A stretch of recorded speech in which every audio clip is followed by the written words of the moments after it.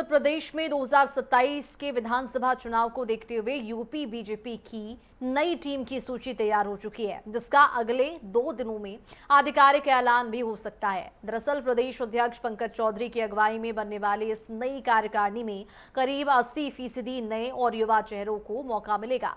जातीय और क्षेत्रीय संतुलन साधने के लिए पार्टी ने तय किया है कि एक जाति से सिर्फ एक ही प्रदेश महामंत्री बनेगा, जिनकी कुल संख्या 7 से घटाकर 6 कर दी गई है। तो वहीं संगठन में ओबीसी, दलित वर्ग और पश्चिमी यूपी को विशेष प्राथमिकता दी गई है।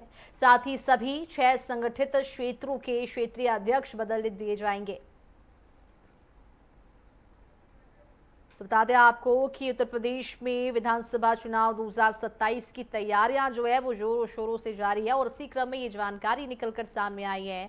बता दें आपको कि विधानसभा चुनाव को देखते हुए यूपी बीजेपी की नई टीम की सूची जो है वो तैयार हो चुकी है, जिसका अगले 2 दिनों में आधिकारिक ऐलान भी हो जाएगा। प्रदेश अध्यक्ष पंकज चौधरी की अगुवाई में बनने वाले इस नई कार्यकारिणी में करीब 80% नए और युवा चेहरों को मौका मिलेगा।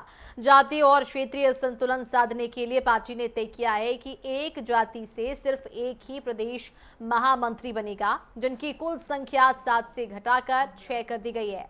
तो वहीं संगठन में ओबीसी, दलित वर्ग और पश्चिमी यूपी को विशेष प्राथमिकता दी जा रही है। साथ ही साथ सभी 6 संगठित क्षेत्रों के क्षेत्रीय अध्यक्ष बदले जाएंगे। तो ये जानकारी आप तक पहुंचा दें, जहां पर उत्तर प्रदेश में ओबीसी, दलित और पश्चिम यूपी पर विशेष तौर पर फोकस किया जा रहा है।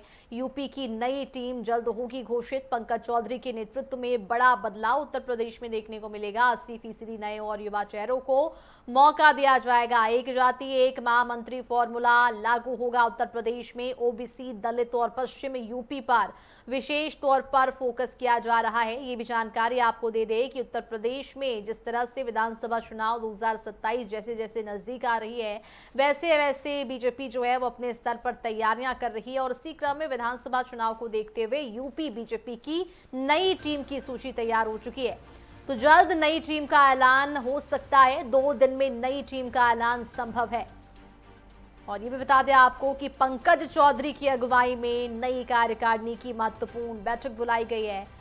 2027 चुनाव को लेकर संगठन सक्रिय है और इसी सक्रियता के तहत कामकाज किए जा रहे हैं। 80% नए चेहरों को इस बार मौका दिया जाएगा। साथ ही युवा नेताओं पर विशेष फोकस रहेगा।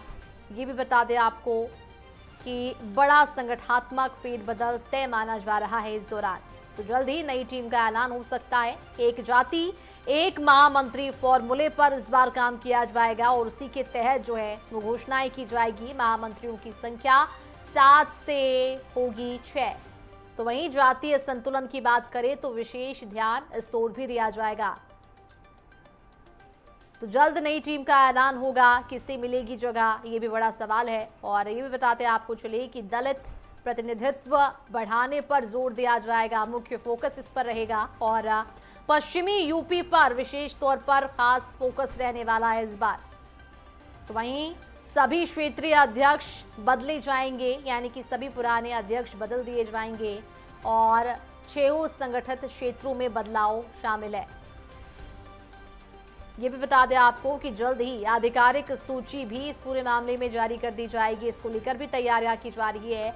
2 दिन में नई टीम का ऐलान कर दिया जाएगा। तो उत्तर प्रदेश में विधानसभा चुनाव 2027 की तैयारियां जोरों शोरों से जारी है और इसी क्रम में आपको बता दें कि बीजेपी की नई टीम की सूची तैयार हो चुकी है, जिसका जल्द ही ऐलान भी कर दिया जाएगा।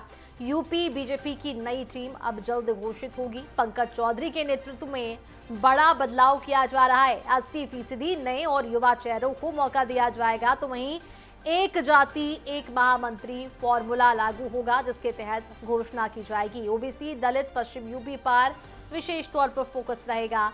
ये भी जानकारी आपको दे दें कि पंकज चौधरी के नेतृत्व में ये बदलाव होगा।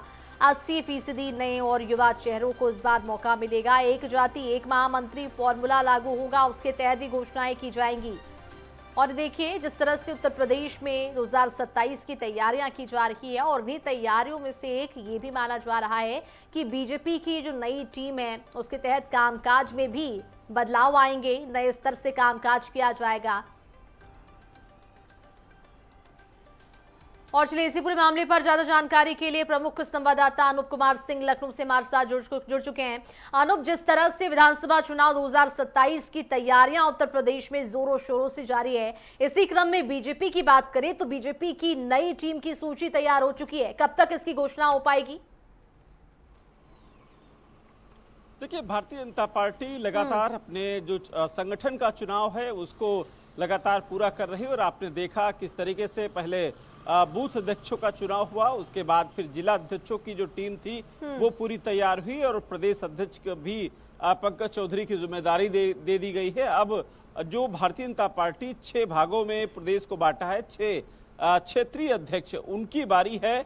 तमाम जो संगठन में और पदाधिकारी हैं उनका जो चयनित करने की जो प्रक्रिया है वो लगातार चल रही है।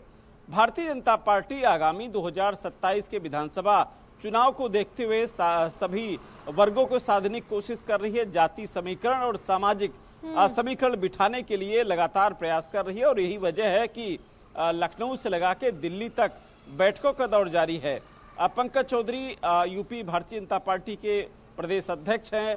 संगठन मंत्री धर्मपाल सिंह, तमाम वरिष्ठ नेता हैं, ये दिल्ली में जाकर के राजनीति के भारतीय जनता पार्टी में चाणक्य अमित शाह से भी मुलाकात कर चुके हैं। प्रधानमंत्री जी से मुलाकात हो चुकी कई बार की।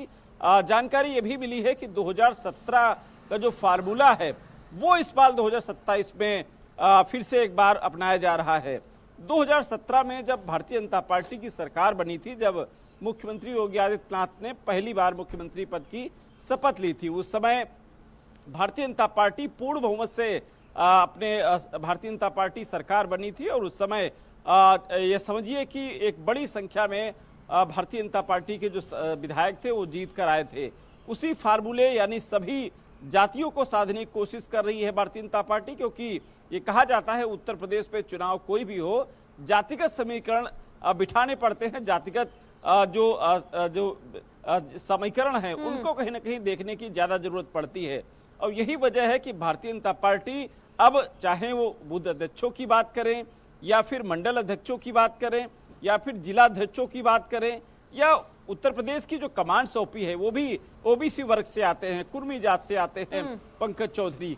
पूर्वांचल में एक अच्छी पकड़ है और उनकी पकड़ केंद्र सरकार में भी बहुत तगड़ी है, क्योंकि मुझे याद है जिस तरीके से उनके घर भी प्रधानमंत्री नरेंद्र मोदी जा चुके हैं, उनकी मां से मुलाकात कर चुके हैं। तो इनकी ये एक उनकी प्रतिभा का, उनकी जो भारतीय जनता पार्टी में पकड़ का कहीं न कहीं वो एक सीधा साधा उदाहरण है। तो कुल मिला के बहुत बड़ी जिम्मेदारी पंकज चौधरी पर है कि इस बार उत्तर प्रदेश में हैट्रिक कैसे लगे, तीसरी बार सरकार बनाने के लिए नई जो टीम है वो किस तरीके से गठन किया जाए।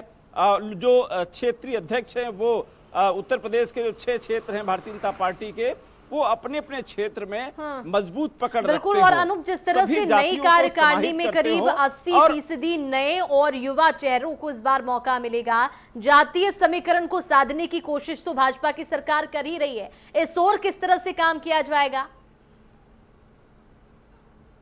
देखिए, लगातार भारतीय जनता पार्टी कोशिश कर रही है कि जो अध्यक्ष हो या किसी पद पे 1 से 2 बार जो अध्यक्ष उस पद पे रह चुके हैं उनको हटा करके तीसरे को मौका दिया जा रहा है।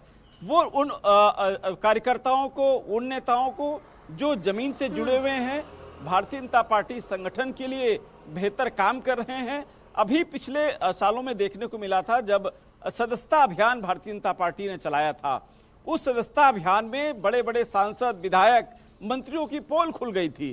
वो एक आंकड़ा उनको एक दिया गया था कि 10,000 आपको सदस्य बनाने हैं, किसी को 100 सदस्य बनाने के दिया गया था, तो वो आंकड़ा नहीं छू पाए थे।